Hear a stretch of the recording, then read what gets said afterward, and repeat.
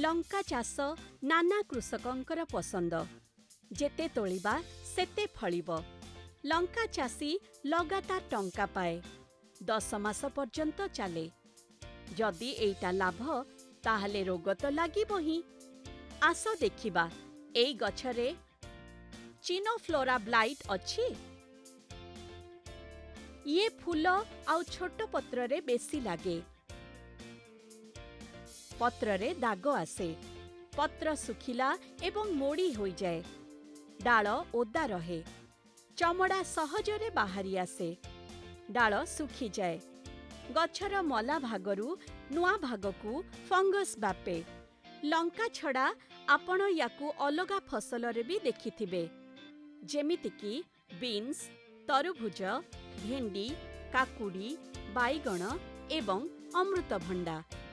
गछर बढ़ंती भागरे रोग लागिले पाखापाखी 20 ରୁ 30% कमी जाइथाए। एहा सबुआडू बढ़िबारे साहाय्य करंती।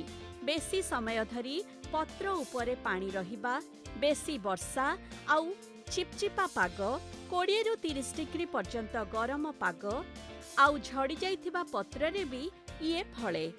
पवन, माटी चिन्हट, चाष जंत्रपाती अलगा कीटपतंग सांगरे व्यापे। एहाकू रोकिबा पाई रोगिणा भागकू काटी फोपाड़ी दियंतु। बिलरे पानी जमा हेबाकू दियंतु नाही। आउ जदि तापरे भी रोग आसिला, ब्लू कॉपर को स्प्रे करी फसल को बंचांतु।